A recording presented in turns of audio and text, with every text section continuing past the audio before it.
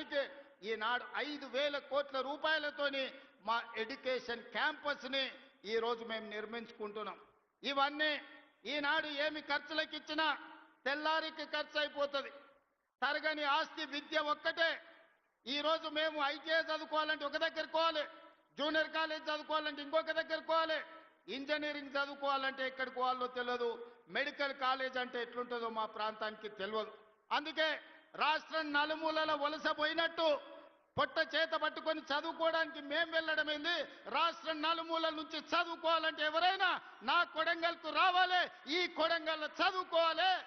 ఎవరైనా గొప్ప చదువు చదవాలి అంటే, గొప్ప చదువు వాళ్ళ పిల్లలు చదవాలంటే తల్లిదండ్రులు అయ్యా పిల్లగాన్ని కొడంగల్ పంపించారు, మంచిగా చదువుకుంటాడు, మంచి చదువులు చెప్తారు కొడంగల్ అని రాష్ట్రం నలుమూలల అమ్మలు మాట్లాడుకోవాలని ఇవాళ కొడంగల్ నియోజకవర్గానికి ఒక ఎడ్యుకేషన్ క్యాంపస్నే తీసుకొచ్చినాం. ఇవాళ మీ అందరు మంత్రివర్గంలో 100% సహకరించడం వల్ల ప్రతి గ్రామంలో పాఠశాలలు నడుస్తుంది, ప్రతి మండలంలో చదువుకునే కాలేజీలు వచ్చినాయి. నియోజకవర్గానికి మొత్తానికి ఒక ఎడ్యుకేషనల్ క్యాంపస్.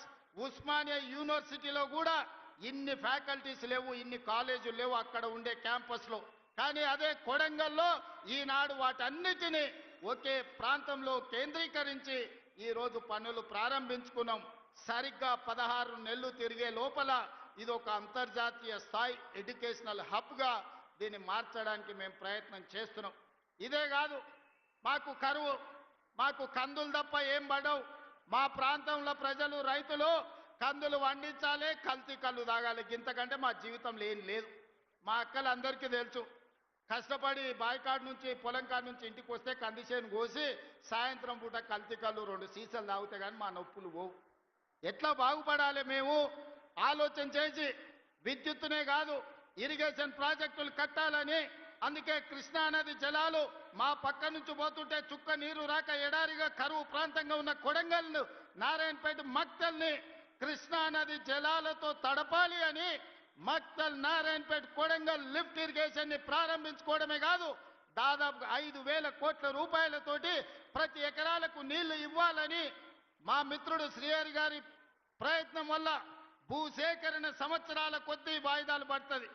95% రైతులు స్వతంత్రంగా ముందుకొచ్చి వాళ్ళ ఆమోదం ఇచ్చి కాగితాలు ఇచ్చి మీరు ప్రాజెక్టు కట్టండి, మేము అండగా ఉంటాం, మా పొలాలు పోయినా సరే మా ప్రాంతానికి నీళ్లు రావాలని ఇవాళ మా రైతులు ముందుకొచ్చి భూములు ఇచ్చిండ్రు. రేపు మంత్రివర్గంలో ఆమోదం పొందితే 3 నెలల్లో ఉధృతంగా పనులు జరుగుతాయి. 3 ఏళ్లల్లో కొడంగల్లో ఉండే ప్రతి మారుమూల ప్రాంతానికి కృష్ణానది జలాలను తీసుకొచ్చి ఈ భూములను తడిపి మా రైతాంగాన్ని ఆదుకునే బాధ్యత ఇవాళ మేము తీసుకున్నాం. ఇది ఒక్కటే సరిపోతుందంటే సరిపోదు, మాకు పరిశ్రమలు రావాలి. లగచర్లలో మేము భూసేకరణ చేస్తే కొంతమంది కుట్రలు చేసి అమాయకులైన రైతులను రెచ్చగొట్టి అధికారుల మీద దాడులు చేయించి ఈనాడు అన్యాయంగా రైతులు కేసులలో ఇరుక్కున్నారు. అందుకే వాళ్ళందరితో మాట్లాడినాం, వాళ్ళ ఆలోచనలు పంచుకున్నాం.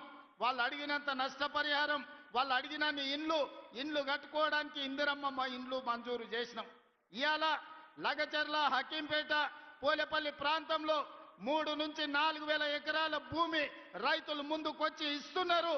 అంతర్జాతీయ స్థాయి పరిశ్రమలను, పెట్టుబడులు అక్కడికి తీసుకొచ్చి ఎవరైనా పెట్టుబడి పెట్టాలి అనంటే ఆ పెట్టుబడికి రక్షణ, లాభం ఉండే విధంగా లగచర్ల పారిశ్రామిక వాడను మేము పనులు ప్రారంభించుకుంటున్నాం. మా నియోజకవర్గం ఒక్క పారిశ్రామిక కేంద్రంగా గొప్పగా రాణించే విధంగా ఎట్లయితే ఢిల్లీ పక్కన నోయిడా ఉందో, ఆ నోయిడా ఈ దేశానికి ఆదర్శమైన పరిశ్రమలకు వేదిక అయిందో, ఈనాడు తెలంగాణకు నోయిడాగా కొడంగల్ నియోజకవర్గాన్ని తీర్చిదిద్ది లగచర్ల పారిశ్రామిక వాడను అంతర్జాతీయ గుర్తింపు తీసుకొచ్చి